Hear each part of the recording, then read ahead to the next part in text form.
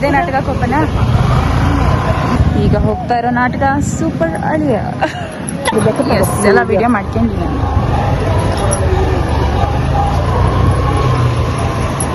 ಇಲ್ಲೇ ನಿಲ್ಲಿಸ್ತೀಯಾ? Hi guys,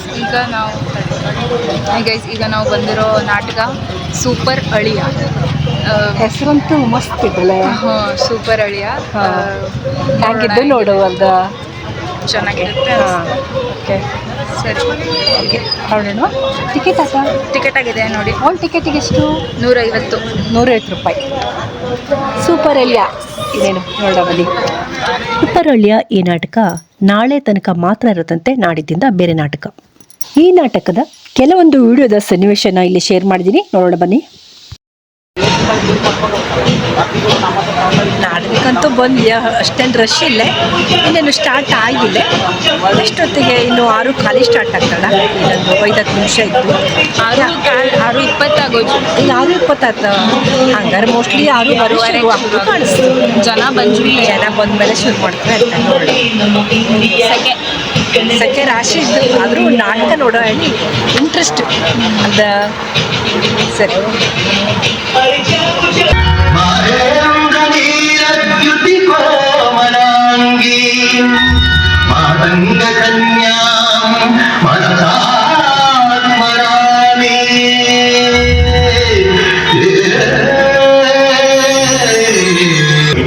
ಕವಿಗಳಾದ ತಾವು ತಮ್ಮ ಕೃತಿಗಳಲ್ಲಿ ಹೆಣ್ಣು ಧರ್ಮದೇವತೆ, ಹೆಣ್ಣು ಬಾಳಿನ ಕಣ್ಣು, ಹೆಣ್ಣು ಗೃಹಲಕ್ಷ್ಮಿ ಎಂದೆಲ್ಲ ವರ್ಣನೆ ಮಾಡಿ ಕೊನೆಯಲ್ಲಿ ಹೆಣ್ಣು ಬಾಳಿಗೆ ಹುಣ್ಣು ಅಂತ ಕೀಳಾಗಿ ಬರೀತಿರಲ್ಲ. ಯಾಕೆ? ಹೆಣ್ಣು ಹೆಣ್ಣಾಗಿ ಹುಟ್ಟಿದ ಮನೆಗೂ ಕೊಟ್ಟ ಮನೆಗೂ ಕೀರ್ತಿ ತರುವ ಹೆಣ್ಣು ಬಾಳಿಗೆ ಒಂದು ಕಣ್ಣಿದ್ದಂತೆ. ಅದನ್ನ ಬಿಟ್ಟು ಅಡ್ಡದಾರಿ ಹಿಡಿದು ಹೆತ್ತವರ ಹೆಸರಿಗೂ ಹೋದ ಮನೆಗೂ ಕಳಂಕ ತರುವ ಹೆಣ್ಣು ಬಾಳಿಗೆ ಒಂದು ಹುಣ್ಣಿದ್ದಂತೆ ಸರಿ. ನಿಜ ನಿಮ್ಮ ಮಾತು. ಆದರೆ ಹೆಣ್ಣು ಇದ್ದವರು ಹಳೆಯದ ಆಶ್ರಯದಲ್ಲಿ ಬದುಕಬೇಕೆಂಬ ದುರಾಸೆಯಿಂದ ತಮ್ಮ ಮಗಳನ್ನ ಮುದುಕರಿಗೋ ಕುರುಡನಿಗೋ ಕುಂಡನಿಗೂ ಕೊಟ್ಟು ಮದುವೆ ಮಾಡ್ತಾರೆ. ಮನಸ್ಸಿಲ್ಲದೆ ಮದುವೆ ಆದ ಹೆಣ್ಣು ಮೊದಲು ರೀತಿಯಾಗಿ ಪತಿಯ ಮನೆಗೆ ಕಾಲಿರಿಸಿದಾಗ, ಪತಿಯಿಂದ ಅವಳ ಆಸೆ ಈಡೇರದೇ ಇದ್ದಾಗ ಅವಳು ಬೇರೊಂದು ಮಾರ್ಗ ತುಳಿಯೋದು ಸಹಜ. ಆಗ ಕವಿಗಳಾದ ತಾವು ಆ ಹೆಣ್ಣಿಗೆ ಕುಟಿಲೆ, ಚಾರಿಣಿ, ವೇಶ್ಯೆ ಅಂತೆಲ್ಲ ಕರೀತೀರ. ಇದು ಹೆಣ್ಣು ಹಡೆದವರ ತಪ್ಪು ಅಥವಾ ಮೊದಲು ರೀತಿಯಾಗಿ ಆ ಮನೆಗೆ ನಡೆಯಲು ಹೋದ ಹೆಣ್ಣಿನ ತಪ್ಪು ಅಂತ ನಿಮ್ಮ ಮಾತು ತೂಗಿ ನೋಡುವಂಥದ್ದು. ನೋಡಿ, ಯಾವುದೇ ತಂದೆ ತಾಯಿಗಳು ತಮ್ಮ ಮಗಳು ಕಷ್ಟದಲ್ಲಿರಬೇಕಂತ ಯಾವ ಕಾಲಕ್ಕೂ ಆಸೆ ಪಡೋದಿಲ್ಲ. ನನ್ನ ಮಗಳು ಕೊಟ್ಟ ಮನೆಯಲ್ಲಿ ಸುಖದಿಂದ ಇರಬೇಕು ಅಂತ ಪ್ರತಿ ತಂದೆ ತಾಯಿಗಳು ಆಸೆ ಪಡ್ತಾರೆ. ಆದ್ರೆ ಏನ್ ಮಾಡ್ತೀರಿ, ಈ ವರದಕ್ಷಿಣೆ ಎಂಬ ಬೆಡಭೂತವನ್ನು ನಮ್ಮ ಸಮಾಜ ಕಂಡುಕೊಂಡಿದೆಯಲ್ಲ, ಅಳಿಯಲು ಕೇಳುವಷ್ಟು ವರದಕ್ಷಿಣೆ ಹಣ ಕೊಡೋದಾಗದಿದ್ದಂತ ಸಂದರ್ಭದಲ್ಲಿ ಅನಿವಾರ್ಯ ಪರಿಸ್ಥಿತಿಯಲ್ಲಿ ಕುಂಟನಿಗೋ ಕುರುಡನಿಗೋ ಅಥವಾ ಮಗಳಿಗಿಂತ ಸ್ವಲ್ಪ ವಯಸ್ಸು ಹೆಚ್ಚಾದವನಿಗೋ ತಮ್ಮ ಮಗಳನ್ನು ಕೊಟ್ಟು ಮದುವೆ ಮಾಡ್ತಾರೆ. ಅಂತ ಸಂದರ್ಭದಲ್ಲಿ ತಂದೆ ತಾಯಿಯ ಕೀರ್ತಿಯನ್ನು ಉಳಿಸೋದಕ್ಕೋಸ್ಕರ ಹೋದ ಮನೆಯಲ್ಲಿ ಆ ಹೆಣ್ಣು ಮರ್ಯಾದೆಯಿಂದ ಜೀವನ ಸಾಗಿಸಬೇಕು. ಅಂದ್ರೇನೆ ಅವಳ ಬಾಳಿಗೊಂದು ಅರ್ಥ ಇರುತ್ತೆ.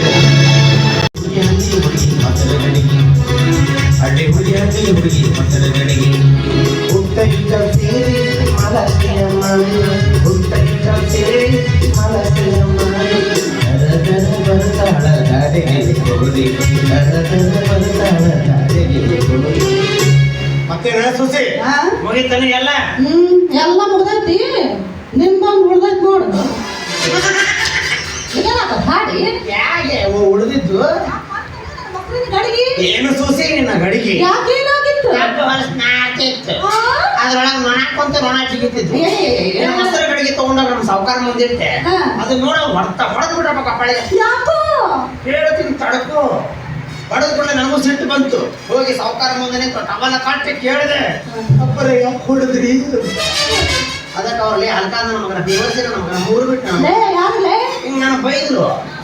ಇಂತ ಹೊಲಸ ಮೊಸರು ತಂದಿಯಲ್ಲ ಇದನ್ನ ಹೋದ್ರೆ ಚಿಂತಿಲ್ಲ, ಚಲೋ ತಗೊಂಡ್ ಬಾ ಅಂದ್ರು. ನಾಳಿಂದ ಒಳ್ಳೇದ ತಗೊಂಡ್ ಮಾತ್ರ ಅವ್ರು ಹೇಳ್ಯಾರ. ಕಥೆ ಹೇಳಕತ್ತೀನಿ ಅದಕ್ಕೆ ನೀನಂದಿ, ಅದಕ್ಕೆ ಅವ್ರೇನ ಅಂದಿದ್ರು. ವ್ಯವಸಾಯ ಗಡಿಗೆ ವ್ಯಾಪಾರ ಮಾಡ್ತಿಲ್ಲ, ಅವ್ರು ಚಂದ ತುಳಿ ಗಡಿಗಿನ ಮಾತಾಡ್ತೀಯ. ಅದ್ರಾಗ ಮೊಸರು ಇಟ್ಟು ಮಾಡ್ತೀನಿ ಅಂದ್ರೆ ತಳ್ಳಾಗಿರ್ತೇವೆ. ಮೊಸರು 3 ಸಲ ಕೈ ಹಾಕಿ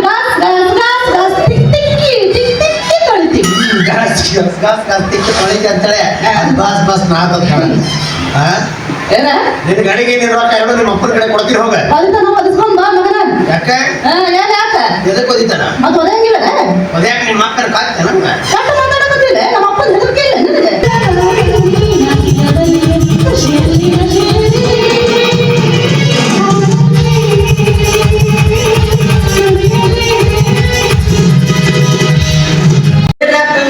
ಅದು ಮದುವೆ ಟೈಮ್ನಾಗ ನೀವು ವರದಕ್ಷಿಣೆ ಏನು ಕೊಟ್ಟಿಲ್ಲ ಅಂತಲ್ಲ ಅದಕ್ಕೆ ಇದನ್ನ ಕೊಟ್ಟಾರ ಯಾಕೆ ನಿಮಗೆ ಪೈಲ್ಸ್ ಆಪರೇಷನ್ ಮಾಡಿಸೋದೈತೆ ಅದ್ರ ಸಂಬಂಧ ಆಪರೇಷನ್ ಆದ್ಮೇಲೆ ನೀವು ಇದನ್ನ ಬಳಸ್ಬೇಕಂತ ಇದನ್ನ ನಡಬರಕ್ಕೆ ಕರೆಕ್ಟ್ ಕಟ್ ಮಾಡಿಕೊಡ್ರಿ ಅಂತ ಇದ್ರ ಮೇಲೆ ನೀವು ಕುಂದರಿ ತಳಕ್ ಬಕೆಟ್ ಇಟ್ಟು ನಾ ತುಂಬ್ಕೊಂಡೋಗಿ ಚಲ್ತೀನಿ ಬರ್ಲಾರ್ದೋಗ ಎಲ್ಲ ಬರ್ಸ ಮಗನಿಗೆ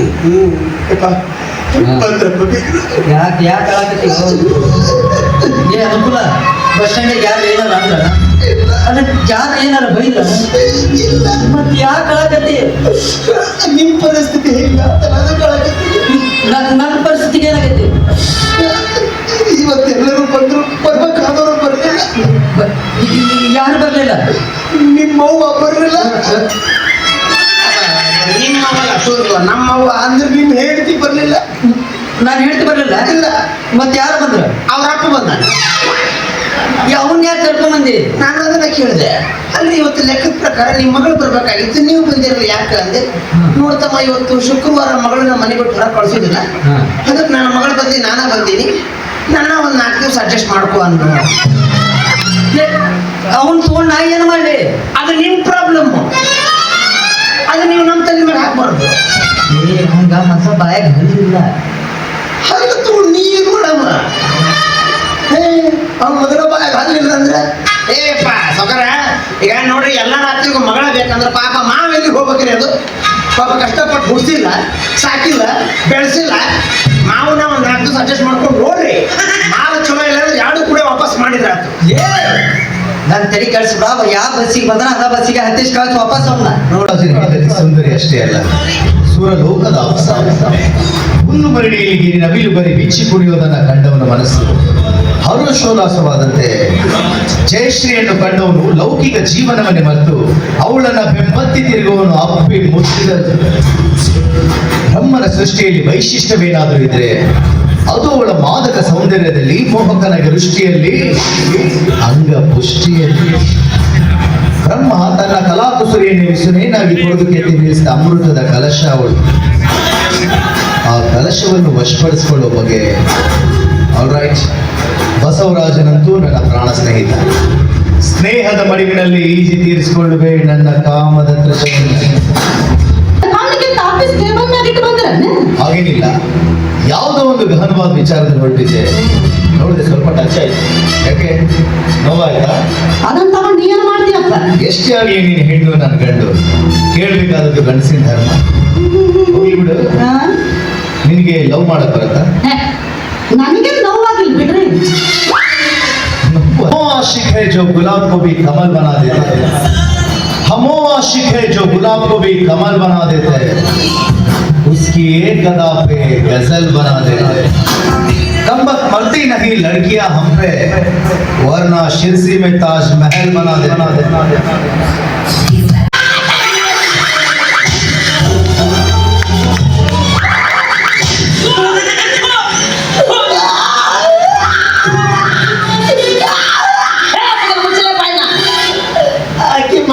ನನ್ನ ಯಾಕೆ ಕಳೆದಿಲ್ಲ ನೀ ಯಾಕೆ ಬಂದಿ ನಡಬಾರ್ಕ ನಾನು ಎತ್ತದಕ್ಕ ಹಿಂಗೆ ಆಕೆ ನಿಂತಿದ್ರೆ ಪರಿಸ್ಥಿತಿ ಏನು ಆಕಿ ಸ್ವಲ್ಪ ಕಡಿತಿದ್ದೆ ಜೋರು ಕಡಿತಿರ್ಲಿಲ್ಲ ಮತ್ತೆ ತುಟಿ ಹೊರಸ್ಕೊಟ್ಟ ನೋಡಮ್ಮ ಹಾಗಾಗಿ ನಾ ಜಳಕ ಮಾಡಿ 20 ದಿವಸ ಆಯ್ತು ಹೆಣ್ಣು ಸತ್ರೆ ವಾಸನೆನೂ ಬರಲಿಲ್ಲ ಹಾಕಿದ ವಾಸನೆ ಸುಳ್ಳಿದ್ದು ಬಿಡ್ಲೆ ಈಗ ಮಾವ ಅಂದಾಳ ಎಣ್ಣೆ ಬಿಟ್ಟು ಬಿಡಿಸು ಆಯ್ತು ಬಿಟ್ಟು ಕಳಿಸ್ತಂತ ಏ ಸೂಸಿ ಸಂಜೆ ಮುಂದ ಕೊಂಡವಾಡ ಕಡೆ ಬಾ ನಿನಗೆ ಬರಬ್ಬರಿ ಬಿಟ್ಟು ಕಳಿಸ್ತೀನಿ ಎಮ್ಮಿಲೆ ಎಣ್ಣೆ ಬಿಟ್ಟು ಬಿಡ ಸೂಸಿ ಸಂಜೆ ಮುಂದ ಕೊಂಡವಾಡ ಕಡೆ ಬಾ ನಿನಗೆ ಬರಬ್ಬರಿ ಬಿಟ್ಟು ಕಳಿಸ್ತೀನಿ ಎಮ್ಮಿಲೆ ನಾನು ಅನ್ಬೇಕು ನೀ ಅನ್ಬೇಕು ಸ್ವಲ್ಪ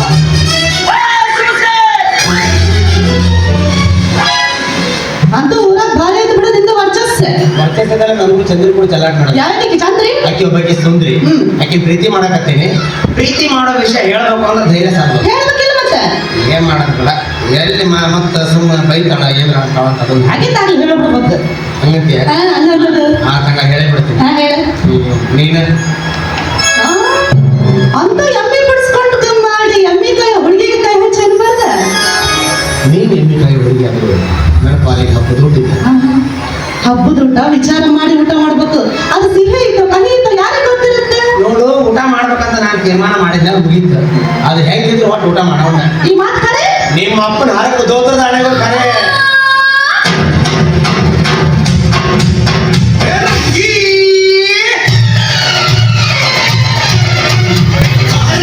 ಹುಡುಗಿ ಈಗ ನಾನು ಗುರಿಯಿಟ್ಟ ಭೇಟಿ ನನ್ನ ಕಣ್ಣು ಮುಂದೆನೆ ಮೋಡ ಹಾಡ್ಕೊಂಡಿದ್ದೆ. ಸಮಯ ಸಾಧಿಸಿ ನನ್ನ ಭಾವನೆಯಿಂದ ನಾನು ತೃಪ್ತಿ ಹೊಂದಲೇಬೇಕು. ಇದಕ್ಕೆ ಶಾಂತ ಕೈಯನ್ನು ಅಡ್ಡಿಪಡಿಸಿದ್ರೆ ಇಲ್ಲ ಸಲದ ಅಪವಾದ ಕೊಟ್ಟು ಅವಳನ್ನೇ ಮನೆ ಬಿಡಿಸಿ ಹೊರ ಹಾಕಿದ್ದಾಯ್ತು. ಶಾಂತಕ ಏ ಶಾಂತಕ,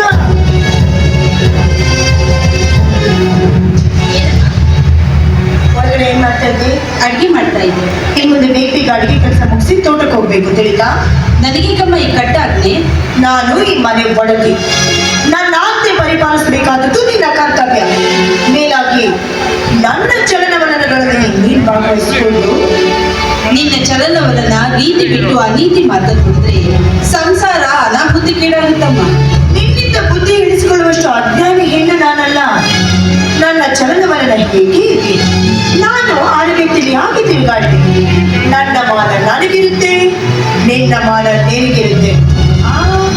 ನೀನೇನಾದ್ರೂ ನನಗೆ ಸ್ವಲ್ಪ ಸಪೋರ್ಟ್ ಮಾಡಿದ್ರೆ ನಿನ್ನ ತೂಗು ಮಂಚದಲ್ಲಿಟ್ಟು ತೂಗ್ತೀನಿ. ಇಲ್ಲವಾದ್ರೆ ಆಳಿಗಿಂತ ಕೀಳಾಗಿ ಕಾಣ್ಬೇಕಾಗುತ್ತೆ. ಹುಷಾರ್. ನೀನು ನನ್ನ ನಾಳಿಗಿಂತ ಕೀಳಾಗಿ ಕಂಡ್ರೂ ಪರವಾಗಿಲ್ಲ. ಆದ್ರೆ ಗರತಿಯಲು ಬಾಳಿ ಬದುಕಿದ ಈ ಮನೆ ಒಮ್ಮಿನ ಕಳಿಸದಂತೆ ಕಗ್ಗೊಳಿಸಬೇಕೇ ವಿನಃ ಅಗ್ನ ಕನ್ನಡಿ ಅಂತ ಆಗಬಾರದು. ನನ್ನಿಂದ ಈ ಮನೆಯ ಗೌರವ ಮಣ್ಣಾಗುತ್ತೇನು? ಹಾಗಾದ್ರೆ ಅಗೌರವದಿಂದ ಬಾಳು ಸಾಗಿಸೋ ನನ್ನ ಜೊತೆ ಗರತಿಯಾದ ನೀನಿದ್ರೆ ನಿನ್ನ ಗೌರವ ಕುಚ್ಚುತ್ತಿ. ಕಾರಣ ನೀನೇ ಬೇರೆ ಮನೆ ಮಾಡ್ಕೊಂಡಿದ್ಬಿಡು. ನಿನ್ನ ಗಂಡ ಮಾತ್ರ ಇದೇ ಮನೆಯಲ್ಲಿ. ಗಂಡನನ್ನು ಬಿಟ್ಟು ಗಂಡು ಬಾಳು ಸಾಗಿಸುವ ಕುಟಿಲ ಹೆಣ್ಣು ನಾನಲ್ಲ. ಕಷ್ಟ ಬರಲಿ ಸುಖ ಬರಲಿ ಸತಿಪತಿಗಳು ಒಂದಾಗಿದ್ರೆ ಆ ಬಾಳಿಗೊಂದು ಅರ್ಥ ಸಿಗುತ್ತೆ.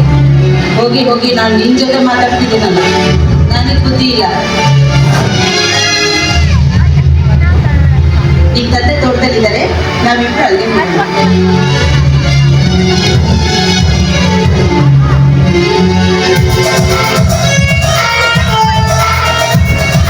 ಇವನಿಗೆ ಇಷ್ಟೊಂದು ಸೊಕ್ಕ ಹೊಕ್ಕ ಇವತ್ತು ನನ್ನ ಗಂಡ ಮನೆಗೆ ಬರಲಿ. ಇಲ್ಲ ಸನ್ನದನ್ನು ಹೇಳಿ ಇವನಿಗೆ ತಕ್ಕ ಶಾಸ್ತಿ ಮಾಡ್ತೀನಿ.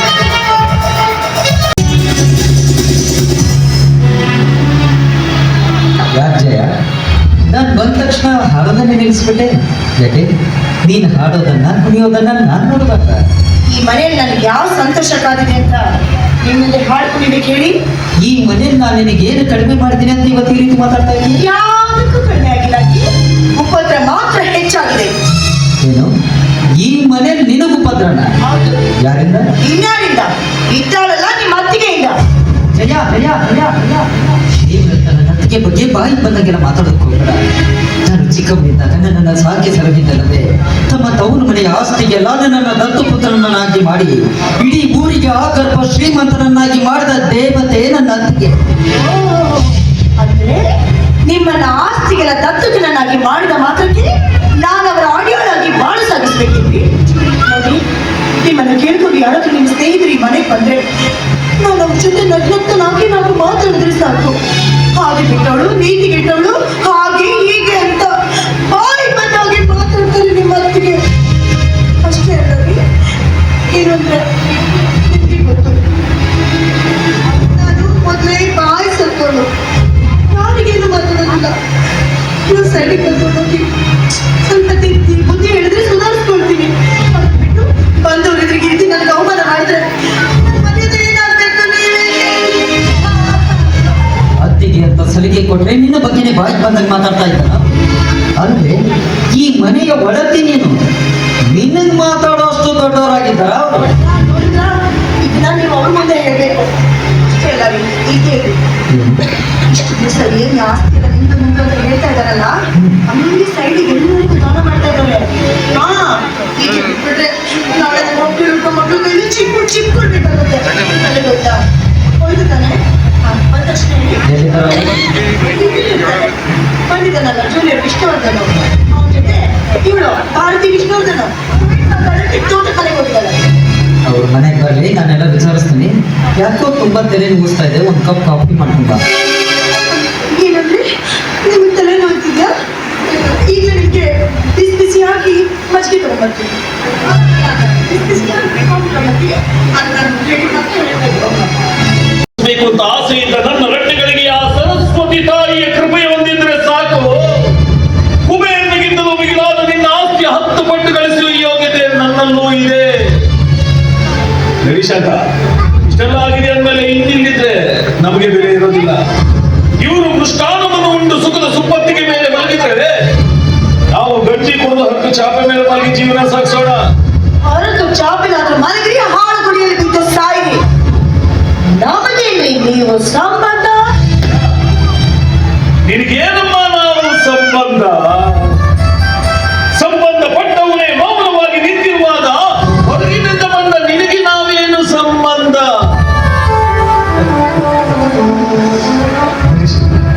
ಇನ್ನು ನೀನಿರೋಣ. ನಿಮ್ಮ ಹೆಂಡತಿ ಮೈ ಮೇಲೆ ಆಭರಣಗಳು ನನ್ನ ಗಂಡನ ಆಸ್ತಿಗೆ ಸಂಬಂಧಪಟ್ಟಿದ್ದು. ಅದೆಲ್ಲ ಬಿಚ್ಚಿಕೊಟ್ಟು ನಡೀರಿ. ನಿನ್ನ ಕೈ ಹಿಡಿದುವ ಬಂಗಾರದಂತ ಗಂಡ ನಿನ್ನ ಕಣ್ಣೆದುರಲ್ಲಿರುವಾಗ ಆ ಬಂಗಾರದ ಮೇಲೆ ಯಾಕೆ ಬೇಕು ಆಸೆ? ಕೊಡು ಕೊಡು.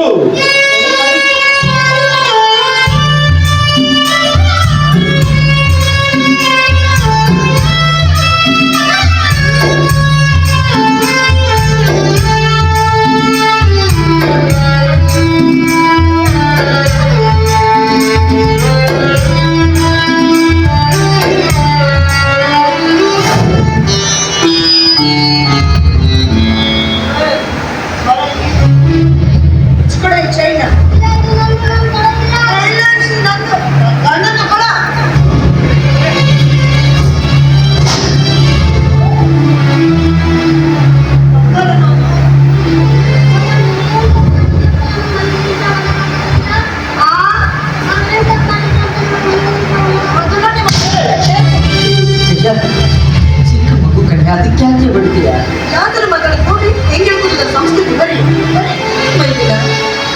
ಈ ನಿನ್ನ ಅತ್ತಿಗೆ ಕೈ ತುತ್ತು ನಿನಗೆ ವಿಷವಾಯ್ತೇನು? ಈ ನಿನ್ನ ಅತ್ತಿಗೆ ಪ್ರೀತಿ ನಿನಗೆ ಬೇಡವಾಯ್ತೇನು?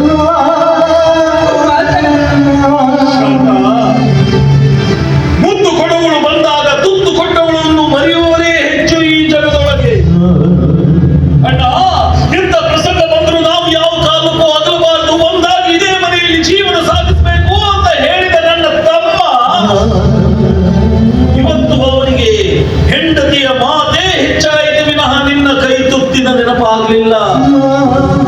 ಹುಟ್ಟುತ್ತಾ ಅಣ್ಣ ತಮ್ಮಂದಿರು, ಬೆಳೀತಾ ಬೆಳೀತಾ ದಾಯಾದಿಗಳು ಅನ್ನುವ ಮಾತು ಅಕ್ಷರಶಃ ನಿಜವಾಯಿತೆ. ನಿಜವಾಯಿತು. ಹೊರಟೋಗೋಣ. ಮುರಿದು ಹೋಯಿತು ಈ ಮನೆಯ ಋಣಾನು ಬಂದ, ಹರಿದು ಹೋಯಿತು ಅಣ್ಣ ತಮ್ಮಂದಿರ ಪವಿತ್ರವಾದ ಸಂಬಂಧ. ಕಾಲ ಸರ್ಪದ ಸೇರಿತು, ಹೆಣ್ಣು ಸರ್ಪ ಮನೆ ಮಾಡಿತು, ವಿಷಪೂರಿತ ಹಾವು ಕಚ್ಚಿತು, ನಂಜಿ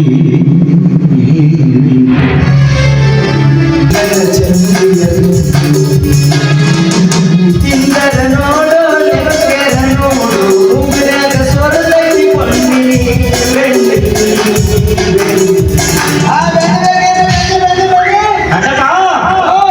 ಹೆಂಗಪ್ಪ ಬೆಣ್ಣೆ? ಬಹಳ ಸಸ್ತ ಐತಪ್ಪ. ಎಷ್ಟು? 600 ರೂಪಾಯಿ ಕೆಜಿ. 600? ಹೌದು ಹೌದು, ಪ್ಯೂರ್ ಐತಪ್ಪ. ಹಾಳತ್ತಲ್ಲ ಕೊಡಿ. ಪ್ಯೂರ್ ಐತಿ, ಮಿಕ್ಸ್ ಮಾಡಂಗಿಲ್ಲ ನಾವು. ಐತೆ. ಹಾ. ಒಂದ್ ಕೆಲಸ ಮಾಡಪ್ಪ, ಹೇಳಪ್ಪ ಹೇಳು. 1 ಕೆಜಿ ಬೆಣ್ಣಿಗೆ 600 ಯಾಕೆ? 1000 ತಗೋ ನೀನು. ಹಾ. 1000 ತಗೋ. ಹಾ. 5 ಕೆಜಿ ಬೆಣ್ಣಿ ನಿನ್ನ ಮಗಳು ಸೋಸಿಕಾಯ ಕೊಟ್ಟು ರಾತ್ರಿ 12 ಗಂಟೆಗೆ ನಮ್ಮ ತೋಟದ ಮನೆ ಕಳಿಸ್ಕೊಟ್ಟು ಬಿಡು. ನೋಡ್ರಿ ತರ ನೀರ್ ಹಾಸ್ಬೇಕು.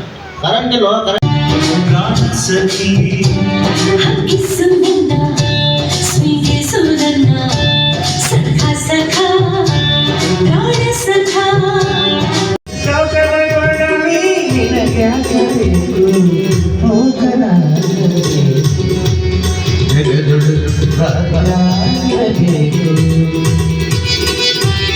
ಹಾಸನ ನನ್ನ ಮಾತು ಹಾಸನ.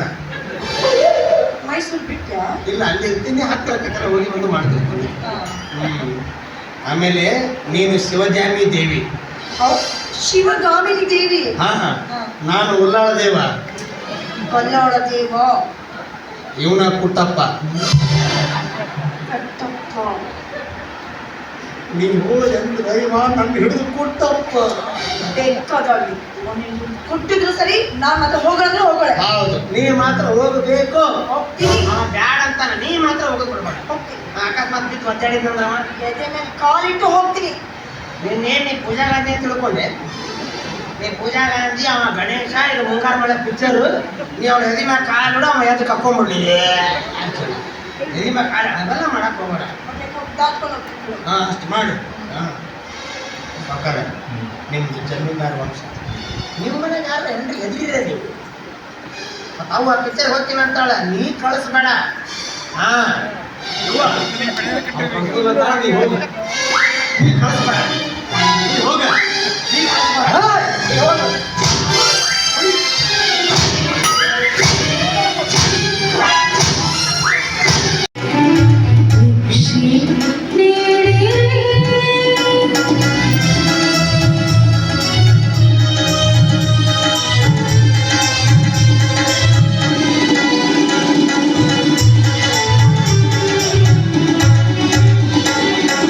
ಹಸಿವಿನ ತಾಪ ತಾಳದೆಯನ್ನ ಮನವ ಬೇಡಿದು ಭಿಕ್ಷೆಯನ್ನ